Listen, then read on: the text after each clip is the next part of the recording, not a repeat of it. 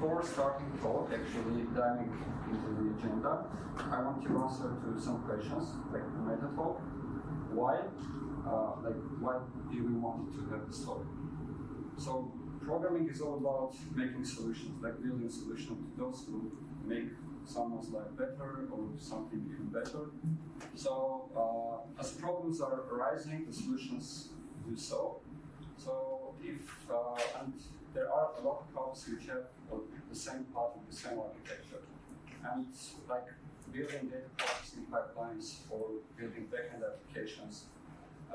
And for example, if you type in Google how to deploy a Spring Boot application in AWS, the chances are high that the first result will be an AWS documentation where it clearly explains and shows you how to do that. So in our case, we found 0 resources, we didn't have OCR 11 many pages, of course, but same architecture, same problem with some little modifications. We found 0 official documentation how to do that, because in our case it's a custom model. I'll speak about it later. Frankly speaking, there were some resources which helped us a lot, but in this case we adapted the solutions, adapted some patterns, and think in our own. So the first question's answer is we want to share our experience, and that takes us to the next question, what is this talk? It's not the tutorial level or masterclass level or anything else, hands-on introduction. We built something, we had failures, we had successes, and it's my responsibility in this talk. I want to share this experience with you. If you have that kind of similar pipeline, or you will have in future this kind of pipelines, I think this talk will be very helpful to you. And the fourth question, who is the actual audience? Who is the ideal candidate for this talk? Me, 5 months ago, actually. Because and anyone else who has a little knowledge on AWS or an expert in AWS or a mix up of good, strong foundational skills in machine learning, and they want to do that in AWS, thinking about it. So yeah, agenda. First, we'll introduce the problem, since problems well defined are leading to solutions well defined. Second is the solution.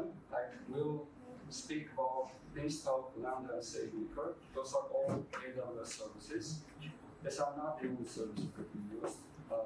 It's BEANSTALK centric, LAMBDA centric, and we'll discuss all of them from the architectural point of view.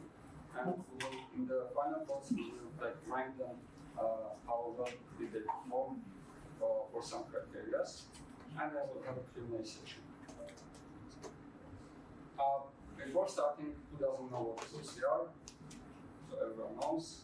Let's skip this. Project. We actually collaborated with the National Library of Armenia. They have the largest repository of Armenian documents in the world, and our aim is to make them digitalized, so the researchers like you and not only machine learning, but also in social sciences can really get access to them. And there are various file formats in data, we have books, newspapers, manuscripts, all kinds of stuff. And the challenge is also they have various fonts and font sizes. We have really old Armenian fonts, Western Armenian fonts, and 200 years. We have a 200 years old document also. And they also can contain Russian and English text as well. So the problem. First 2 points are the procedure. It's really simple. The stuff from the library uploads raw files to S3 upload bucket.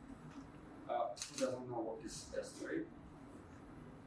Okay, S3 is storage where you can upload your files. Again, small note before answering your question, there are a lot of services which will be discussed here. which will be mentioned here, but I will not technically define their definition. But through this talk you will get what it does. But if there are cases like EC2s, I will explain it in a very deep level. So I want to make sure that everyone is on the same page. Same page. So S3 is just you can think of storage, very cheap one, and then the client downloads OCR files from S3 download box. So our job is to build this small thing which does all the job. Some notes.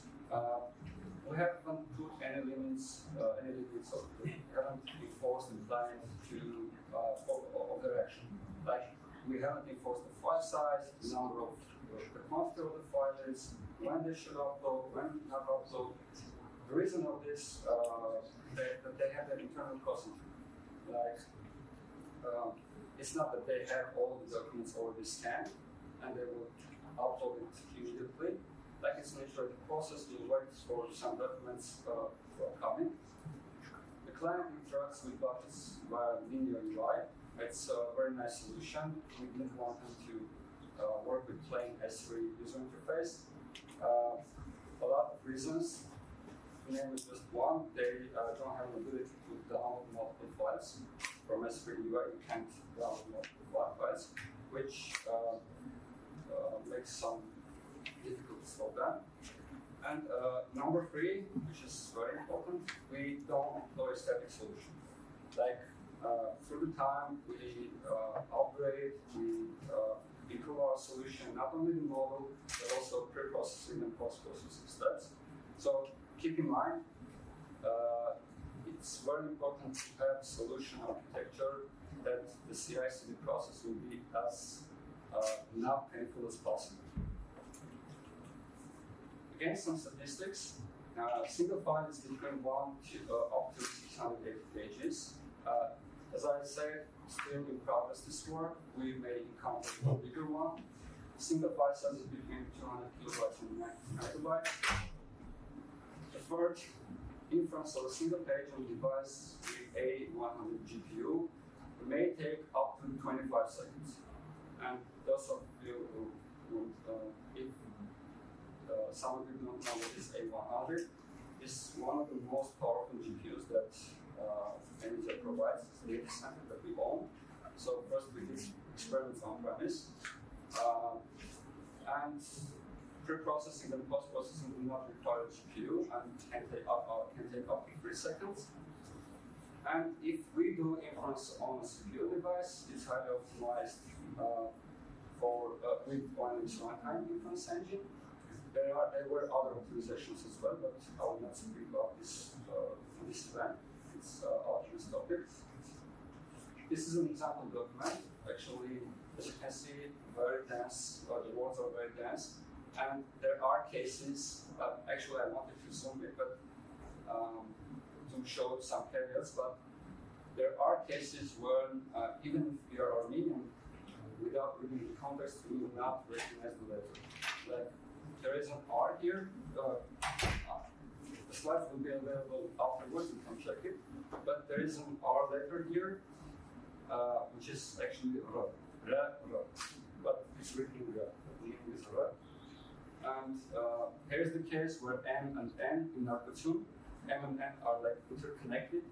And but two letters are yes.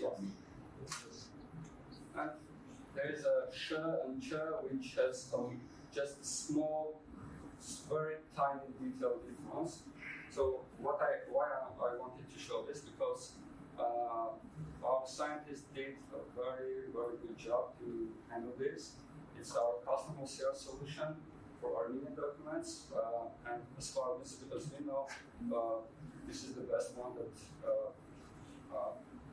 that we know, that the best model that we have ever encountered. Why not on-prem? Even though we are speaking about cloud, the obvious question is why we didn't do in on-premise, like why it's not going to be cheap in AWS, everyone knows about that.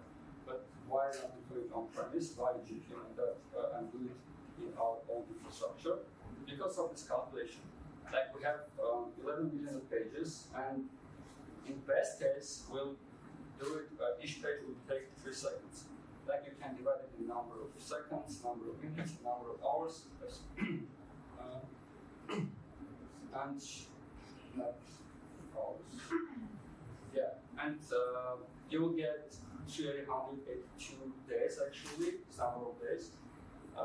382 days in total, which will take should take 1 year. That's why. And AWS will architecture in 6 pillars. Next, we'll speak about architectures, but before starting to talk about architectures, let's define what is good architecture. It's not a philosophical question anymore, especially speaking about AWS. It has 6 fundamental pillars, and they are not trade-offs. They are more composite ones.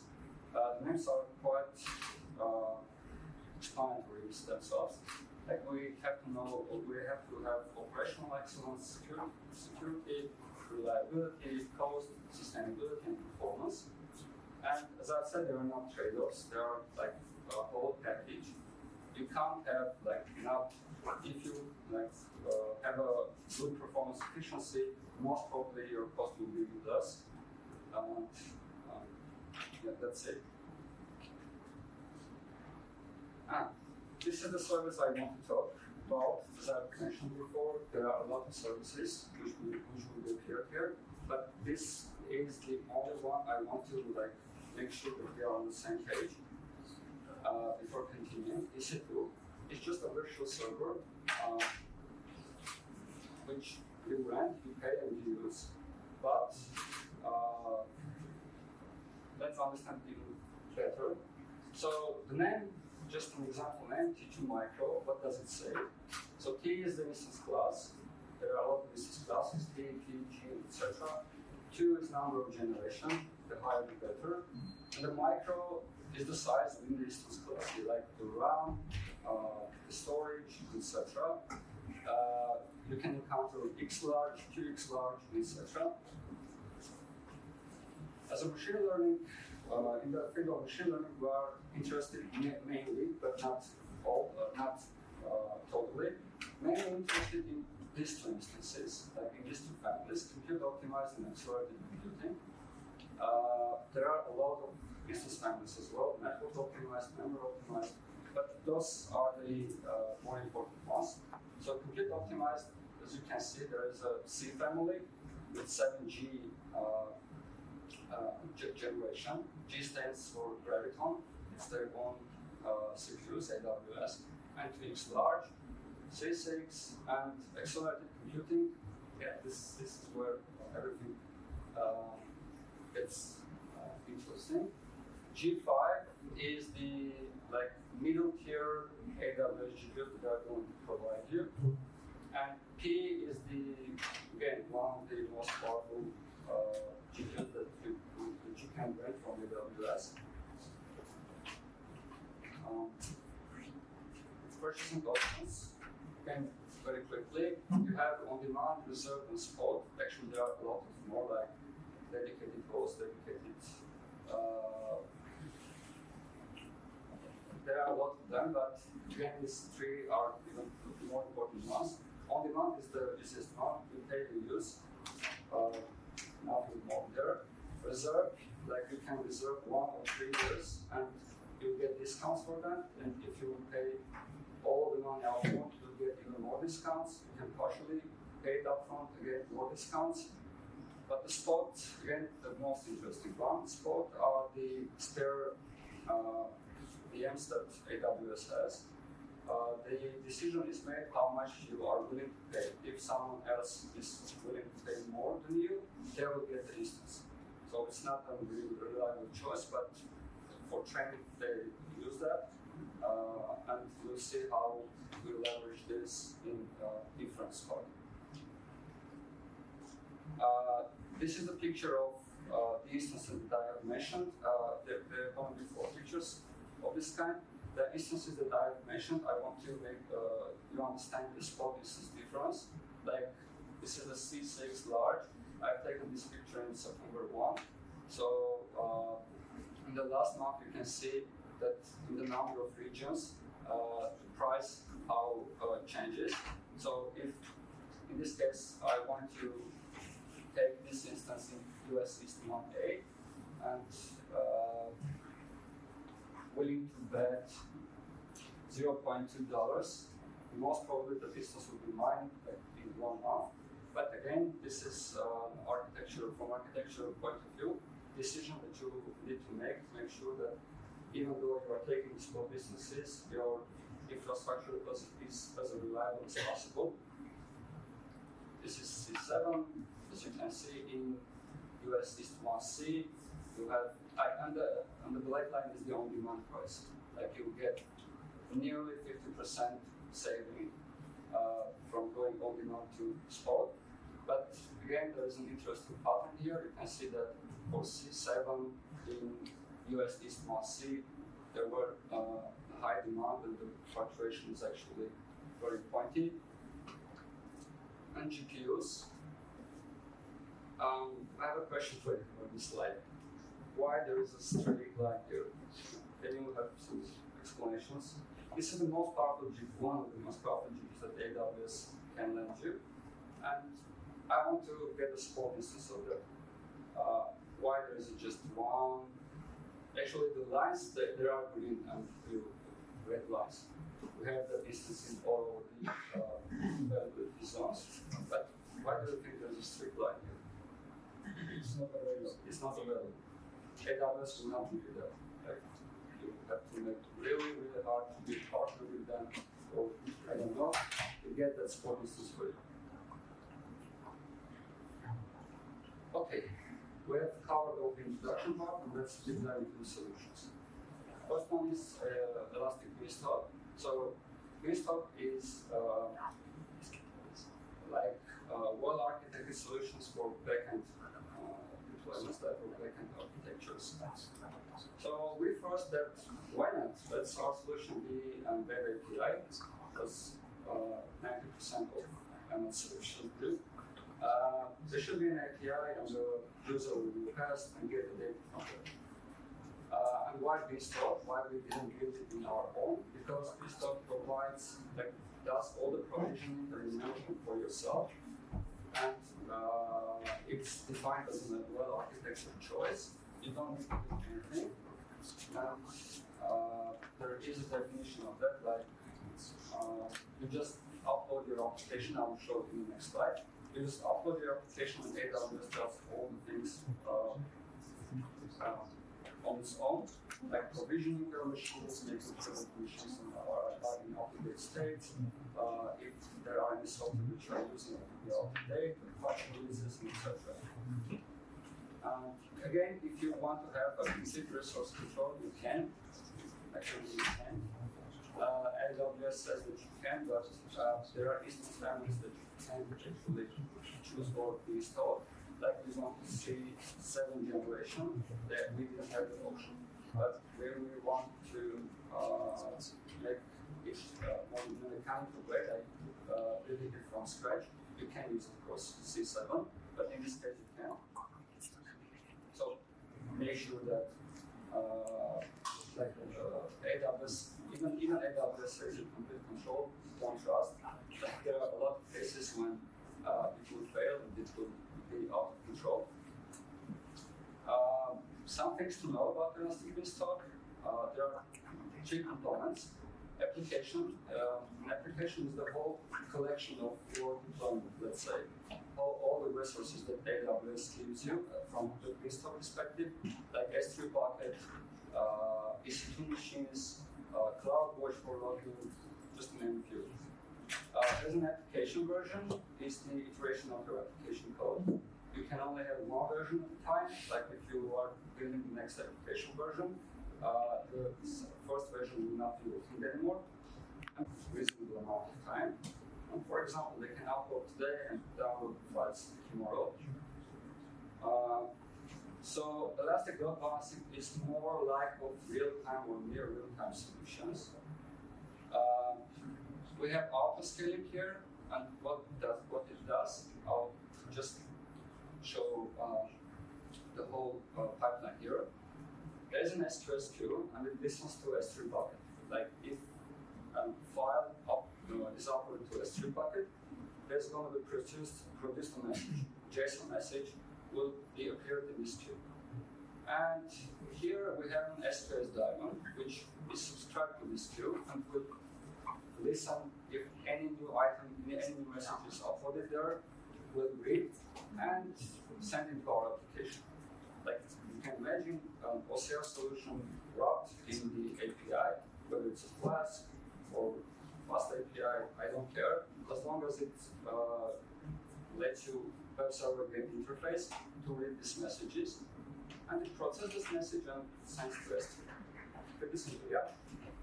So, but how do we auto-scale here? Like, if there are multiple images uploaded at the same time, we don't want to do sequentially and synchronously in the whole processing. So, what we can add multiple instances here. How we do that? So, there is a two ways of doing this. First, and the most used one is to use CloudWatch metrics. So CloudWatch is a logging mechanism that shows you the number, the CPU percentage usage, network usage, and etc. A lot of things. So a common way is to check if the CPU usage up to 90%, spin another instance for you, and have the Docker. Yeah, I forgot to say, we've done this in all Docker. You can do it in a very elegant way, more elegant way too, like choosing Python, number of versions, etc. But it's all automatic, so we want it more mechanical thing, so we have more control here. And we had also a need to install system level libraries. That's why we also went with Docker. So in the CloudWatch, you can set a metric if my CPU percentage is this high, please add another instance. And even more interesting way is to use number of S2S queue, like you set a threshold. If there are X number of queues, number of messages in my queue, you write a formula, apply the policy, you can like say the number of EC2 instances should be like designed amount of instances. Number of queues, like number of messages in the queue, divided the number of EC2 instances equal to 3. Like in this case, the formula will work and you have more EC2 instances. But what about non-working hours? Like they don't upload in night times. Like, what should we do? Should we have one instance running here? Of course not. We will pay more money. Pay money for the resource that we are not using. Most common way to just simply define if the queue is number of elements in the queue is 0 to shut down all the instances. And this is actually the only worker environment architecture. In this case, our client is S3 bucket. It's very easy to with just 2 clicks integrate S3 bucket with the S2S. And all the messages will be uploaded here, and the whole procedure is defined. How we handle errors? Like there is no application with errors. If something fails, how we treat them? So in this case, it's very easy. If something fails, so if our application fails to handle the request, it will not send the 200 OK status code. And in this case, the item by default, if you don't need to do anything, the message will be redirected to the express again. Like we will process it again.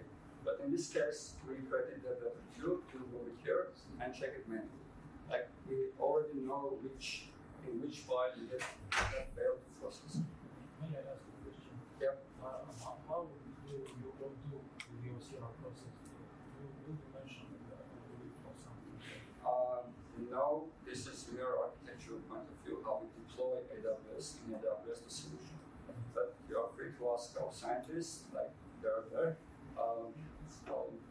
introduce themselves, and if you are interested in more ML perspective solution, like what model did they use, etc., maybe there are two considerations. That was the BEANSTALK. Second one is LAMBDA. LAMBDA is actually more interesting for me. It was more interesting for me. It's also very trendy, and this is one of the reasons why it works love AWS. It's just a function that runs. Like, you don't manage anything. You just write your function that it runs concurrently without provisioning your infrastructure, without even worrying about the scaling and etc. There's a 1 million free request here, and I'll post the documentation that you can follow and check it out. This is a really good example how, again, from official documentation, how we do file processing, like our case. Something is uploaded to S3, a Lambda is triggered, Lambda does its job, and sends it to maybe Harutyunyan. Some things to know about Lambda again. Memory allocation is from 8 megabytes to 10 gigabytes. You can increment it. Actually, don't believe it's from the official documentation, but you can have up to 3 gigabytes. Actually, the procedure is like this: maximum is 3 gigabytes, and if AWS knows actually that you need to have more than 3 gigabytes, they will allow you to have 3 gigabytes, more than 3 gigabytes. And how in our case that happened? Like, we had cases where memory execution, memory allocation error occurred more than 3 times or 4 times, and they allowed us to increment with 1 gigabyte. Then increasing RAM also improved performance, CPU performance. What do we mean by saying improve? There are 2 cases you can think, like improving the CPU from Intel R to Intel Xeon, or add more add more cores. In this case, it will not improve, it will not replace the instance class. Actually, it adds more vCPUs. And I have tested during the Lambda execution how many cores is available for my function. It was saying 2 or 3 gigabytes, but actually I had access only 1 vCPU. So even if you have access now, even though Python voice library will tell you that you have access to 2, but actually you can leverage only 1 vCPU. That's again good to mention. Maximum execution time is 900 seconds. It's important. Concurrent executions, they can be 1,000 per region, but you can be increased, and you can deploy your function in multiple regions. And again, we did this with Docker, like not only function, you can deploy your container, and the function lives in your container, but you have to follow some guidelines. It's actually very easy. You just inherit from specified image, and that's it. This is a function example. In this case, we use OCR as a pig installable package. Like, this is not the actual one, it's pseudocode, but you get the point. This is the handler which will get the event, like S3 will send you an event. I'll show you event later, just a JSON document, where you have information about your file, like from what kind of bucket or what file is uploaded. So you can parse it and get the exact file that was uploaded. But in this case, you get the image to write, like you run, get the OCR image, and you upload that. As simple as possible. This is an S3 object event. Like, you can have again multiple events, not just object creation, but object deletion. A lot of configuration are there for you.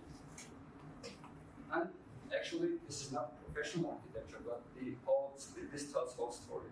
Like, from the ML perspective, I want to introduce in this picture. So this is the client, it uploads the document. We have first Lambda function with disassembled pages. As a website, we don't have more than 15 minutes to proceed. With 1 vCPU, you can say that we surely we can't process all the file. So we wanted to disassemble with pages. So this one disassembled pages with 1 disassemble the pages and send it to another bucket. This lambda is actually the OCR lambda, which does the job. It takes images if a file is uploaded here, takes the image, does the OCR, sends to another bucket. And we have an event bridge. Again, this is a cron job. Like you can use the service to generate scheduled triggers. Like I'm saying that each 10 minutes, please trigger this lambda for some reason. But in this case, this lambda, what it does, it takes all the information from the first buckets, like original image, all the pages, and the OCR one, the text. So the text is applied to the image, like put over that, and if and we check if everything is okay here in against the original image, we assemble all of that and put it in the final bucket.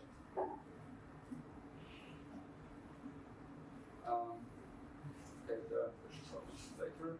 And SageMaker. Most probably, if you hear machine learning and AWS, SageMaker is the first service that comes to your mind. Actually, it's not just a service; it's a family of services. SageMaker allows you, like, do your machine learning workload from start to end, from data labeling to checking your model biases, like from start to end, deployment, cross-training, etc. So, but in this case, we wanted to check SageMaker for inference. Some things to know about SageMaker inference. There are three types of online inferences: real-time, serverless, and asynchronous. I'll not deep dive into them, but asynchronous is one of the interesting ones. Like it's pseudo online, but with unpredictable peaks. And we have an offline, which is called batch inference. There are multiple actually properties of SageMaker inference, but to name a few, you can have multi-model endpoints, like you can host per model per instance. Why should we do that? Because if your solution consists of, let's say, two different models, and one model requires less compute resources than another, there is no need to put them together. Like you you will of course request EC2 for the maximum one, but that one which will require less compute resources will not harness all the power. Thus, you are paying money for the EC2 which you are not using. It's not a good architecture at all. There is a multi-container endpoints, like inference recommender given. For your experience, AWS will tell you that, okay, we have seen that you use a business, but you don't need the distance. Please choose another one to save your money. And there is an inference tuner with Neo. It doesn't work in all kinds of models. So even though it does that most of the models is compatible with Neo. Neo is more like inference tuner, like TensorRT for NVIDIA or OpenVINO for Intel. Neo is like we can compare the closest substitute to those services. And which one actually to choose, online or offline inference? Actually, let's choose both and understand what are benefits. This is the online inference architecture. Again, taken from official documentation, very simple. This line with greenish background is the whole infrastructure that SageMaker provides for you. You need to just create an endpoint. So first you need to register a model of your own. There are a lot of ways, like not a lot, but 3 ways to do that. I will not deep dive into them. Just information, you can do it via SageMaker API, Python API, as a container. Second one, you just choose the framework and upload your model definition and the model artifacts. And the third one, actually, if you are building your own custom Docker image, you can bring your own containers. But again, there are some guidelines how to write a Docker image in order AWS SageMaker to understand that this is a model and this is the model sanctified. Actually, this is very similar to BEANSTALK, like maybe 100% similar, 90% similar to BEANSTALK. Why? Because from this case, you have a load balancer, there's an auto-scaling group, and you can have instances, you can grow your instances per demand. What is the drawback of this method? Actually, you can't scale to zero. Like, if you are not processing in some amount of time during the day, you will have one instance running all the time, and you will pay money for the instance that you are not going to use. Again, this is not good architecture for us. And we used actually batch transform. Let's first discuss it. What is a batch transform? Just a component of the SageMaker. To create a transform job, first you need to choose the model. I already talked about it, how to create that. You can do it also with UI. You choose the type of number of instances beforehand, that you can't reconfigure it later. Choose the input and the output buckets, and choose processing strategy. Yeah, that's it. You can have multi-record or single-record strategy, but we have some constraints here. Input types must be either text, image, or tabular data. So those of you who want to use dashboards for audio data, so it's not going to happen. Maybe you will process it in another way, another format that will work.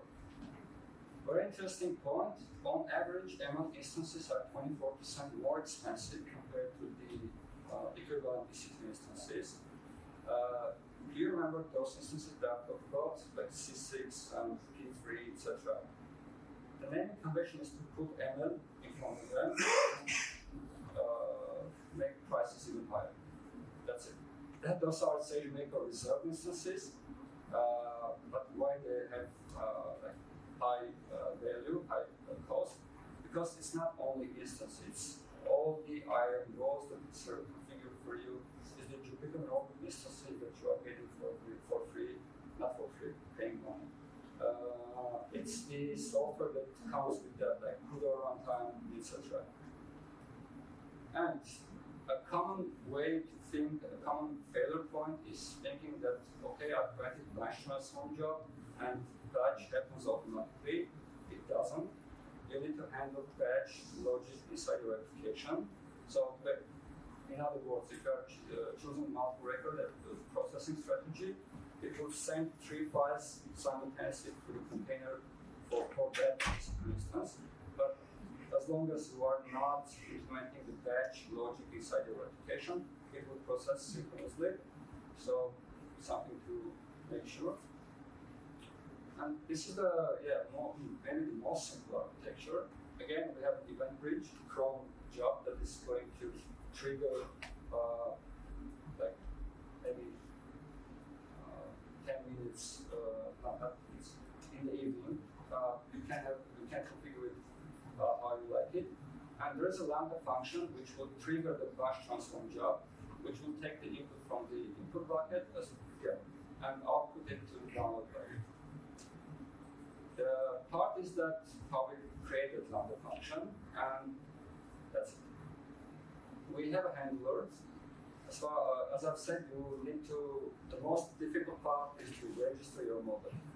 After you are registering your model, you can get that model via SageMaker API. This is again server code. And what is the most beautiful part here is that you can get optimal number of instance count programmatically. Actually, this is the most beautiful part. Why? As I've said, you are choosing the number of instances beforehand, and you don't have an option to downgrade it or upgrade it. You have to create another batch processing job for that. But doing that inside a function, since this is LAMBDA function, I have all the credentials that I need. I have the SageMaker API, so I can calculate the number of pages for today, if it's happening each day,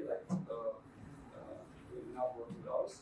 I can get the number of pages, and using that number of pages, I can get the optimal number of instances that I need. So in this case, I can create each model registered here as a transformer method, which will create a transformer job for you, and that's it.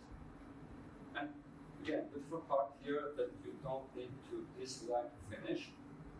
It just invokes the SageMaker API, and the result is returned. So you don't need to worry that it will take 50 minutes longer, more than 50 minutes of my LAMBDA function to fail. That's not going to happen. The result will be returned immediately. It will just invoke the SageMaker. This is the instance type that I talked about. And it's just a naming convention for SageMaker only reserved instances. Again, and final thoughts, let's discuss all these pillars. Actually, this is not a professional way of doing this. Actually, well architected is a framework. You can go there and AWS will ask you a lot of questions. And in the end, it will evaluate all your decisions and say, okay, you have like critical issue with the operational excellence. You have minor issue with performance efficiency, etc. But I've decided to do this in this way because it's more intuitive. So for operational excellence, we all have high grades for all of them. In each of them, we have a very good CI/CD pipeline. Like operational excellence is all about how you develop the new version of your architecture, what kind of changes you need to make, how long it will take, how hard it will be. All the cases, it's like super clean architecture, super clean way of doing, way of upgrading our application. Security, I don't know, maybe I'm not a security expert myself, maybe. Reliability, there's two. Why? As I've said, how we handle errors in BEANSTALK is more intuitive and doesn't require more job to do than in these cases. In LAMBDAs, if we fail just in one page, it's again easy. You go to CloudWatch alarms, you type the log message error, you get the damn image to be processed manually, but the reconstruction of all the file takes more time. In SageMaker, again, the same problem. SageMaker has, like the LAMBDA function using the SageMaker API has its own error messages. You need to really cache those error messages in order to make sure that your logs will be available in the CloudWatch logs. So performance efficiency, for BEANSTALK we have medium. Why? First, spot instances that we wanted to use for SageMaker actually make cost less, but as I've said, we don't have access from BEANSTALK. No, I didn't say that. From BEANSTALK, you don't have access to GPUs. You can only use CPU instances and spot CPU instances. When I was thinking about CPU spot instances, it's not a reliable option because one file can take up to, I don't know, how many seconds, and we are not sure that in the end of we process 90% of the document, it will not fail at that point. So we went with only on-demand option. For LAMBDAs, it's actually, sorry, this should be super high. I provided that a bit low. It's super high, maybe the best performance efficiency, because you have massive parallelism, maybe millions, tens of millions parallelism at the end of the day. Yeah, sorry for that. I'll fix it afterwards. So you have massive parallelism, and you just can finish your whole workflow with tens of millions of documents just in one day. For SageMaker, it's high. Why? Because we, as you can see, we can choose GPU instances. GPU instances are available only through SageMaker endpoint, SageMaker service. And the interesting part again, that we don't pay for the resource that we are actually not using. So using SageMaker batch processing, we are 100% sure that we are paying for only those instances that you are really using, and there isn't going to be an idle session for any of them. Cost. For BEANSTALK, actually, it was using. I can, if you like to, okay, I'll tell you numbers. For medium, I've said that it's $40,000 to $50,000 actually to process all the operation. And if it says low, it means not the cost is low, but the cost efficiency is low. I put the word efficiency maybe here, but it's just the cost. So for lambdas, it's even more. Really, lambdas are designed for this kind of applications. And for the SageMaker, it's actually good. For lambdas, it's more than 50,000, 50 to 60,000. And for the SageMaker, it's $13,000. And sustainability is good for everyone. Useful links. AWS actually has the best documentation that I ever encountered. You just can go through all of these links and have a complete understanding, complete overview. Like reading the documentation is 90% prepares you to actually use those services. Yeah, that's it. If you have any questions, I'll be more than happy to.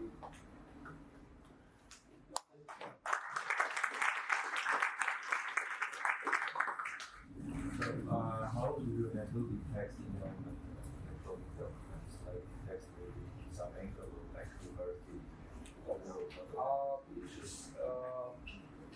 Let's make it clear. If any question is connected to the model itself, like the training part, etc., it will not be discussed here. If there are any questions, we can talk afterwards. Other questions? Were using SageMaker also for model training before the interference? Model what? Training. No. It's trained on local A1, like on-premise, in our service. Yeah, sorry, I forgot to tell that one point I forgot to say that why we did this. Like I've said that the whole procedure, but it's not, SageMaker is not the only option. You can go with model deployment or model inference. I can easily change one of my requirements, and BEANSTALK would be a much preferable way of doing that. Like in our company, we are working with not only from, we have a model complexity, like we have simple and complex models, we have also the variety. Like we have models which require less, like they are doing pretty well on CPU machine. We have models that are doing, again, well on GPU machines. Like I can give you, like from our expertise, I can separate, I've encountered two problems that are even better to handle with BEANSTALK than with SageMaker.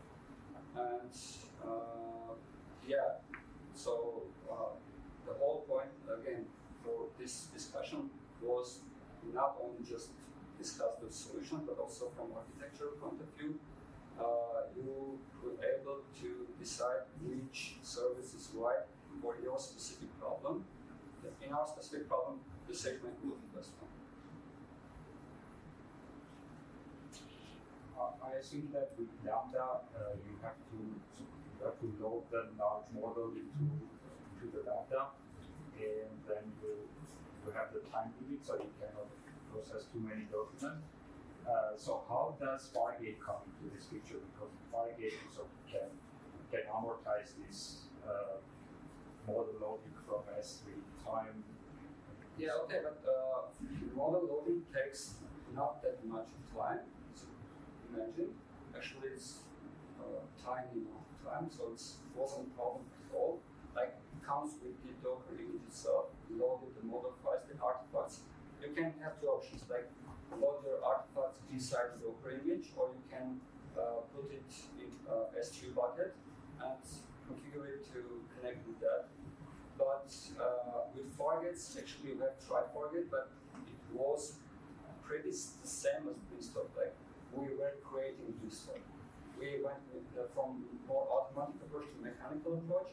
We have built with Fargate, and at the end of the day, like we understood that we built with BEANSTALK. Like, the pricing stays the same, but we don't do provisioning. That BEANSTALK will not charge you for. It's not like we'll only charge for the resources which are using. And from architecture point of view, it's even better. Like you are 100% sure that you made the right decision from the start.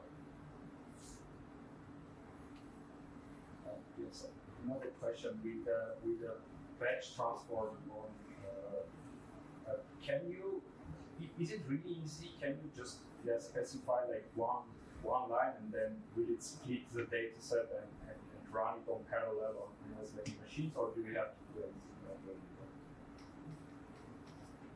As I've said, the input types must be text, image, or tabular data. For images, it's very simple. You have multiple images, and if you choose multi-record strategy, let's first discuss single record strategy. It's easy for that. So for single record, it will just send one file per instance. Like if you have chosen to have 6 instances, let's say 10 instances beforehand, it will stay 10 instances at the end of the day. It will not scale automatically. But what it will do, it will send the first file to the first instance, second file to the second instance, etc. If you use multi-record strategy, you need to also choose the number of files that you want to send per. Like it will send 2 files to the first instance, another 2 files for the second instance, etc. For images and maybe the text, it's much easier, but for tabular data, it's I haven't actually tried that. I read the documentation.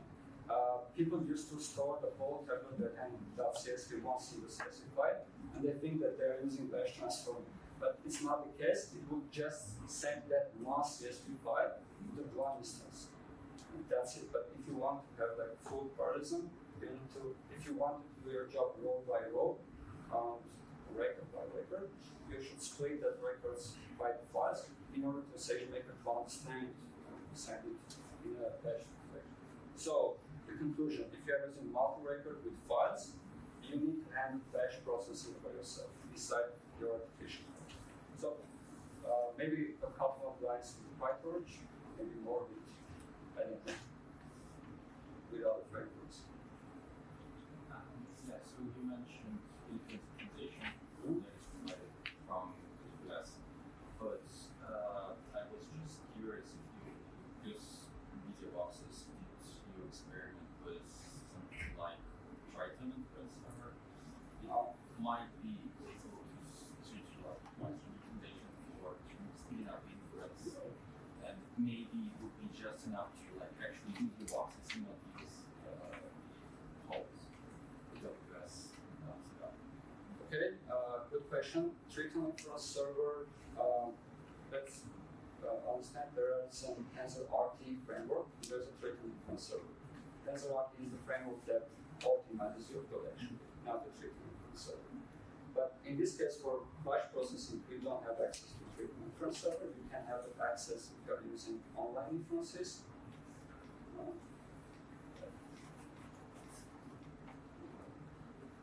For real-time on serverless hosting on server, and this in this architecture. We didn't went for this one because it was since the autoscaling doesn't provide us a way to like diminish all these instances, we didn't went for this option. Yeah. So the answer to your question, boxes on premise that you could use this to try out. Yeah, Triton inference server is like we've tried, but we know it's CPU. We have some parts of the model, and it's multi-model model. One part is actually tried, like check against Triton and Triton. What's the name? Triton and TensorRT. Yeah, it was optimized with TensorRT, but not used in the AWS. Yeah, that was it. Other questions?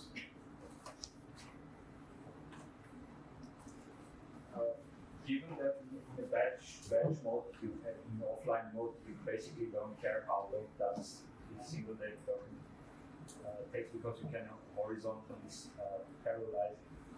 Did you do cost experiments with doing that on CPU instances like the C7? Actually, batch transform with CPUs. Yeah, I mean, let's say on batch SageMaker. transform just with CPUs. Yeah, I mean, if it can do one document, then do you care if it's GPU instance or CPU instance? I haven't tried with CPUs, but I'm pretty sure that the cost will remain, if not the same, but will be higher. Why didn't we try? Because I have already tried with CPUs. This is actually the only place where we had access to GPU. That's having more fun. I tried it out and have like understanding and estimates for running on GPUs.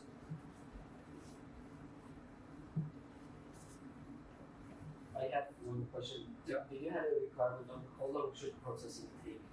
Like, are there requirements for that? Like, From the business perspective, Yeah. They are fine if a reasonable amount of time, and if reasonable is defined, okay, we should not wait longer than maybe 2 days or 3 days. Like, we should not really create a solution which is inconvenient for them. And right now we're happy with the solution we are providing. And how long it takes?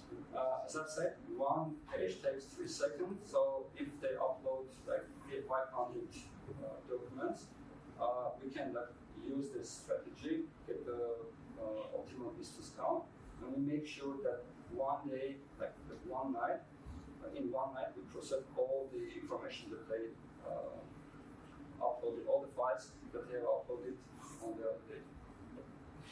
And for the optimization of for even instances, have you thought of creating a custom service so you could use spot instances for the GPU? That was a SageMaker, but for spot instances it's not reliable. Again, Yeah. because I cannot guarantee that spot instance will not be taken from me in 90% of the processing time. So I process like it's 500 pages, let's say. I process already 400 pages and CPU is taken from me. Machine is taken But you process like one page by one, not entire document. you say like a mix of lambda Yeah. oriented and no, it's not experimental. Actually, that's a good point. Yeah, you can have the mix and make sure that one is getting on the slow CPU instance. Other questions?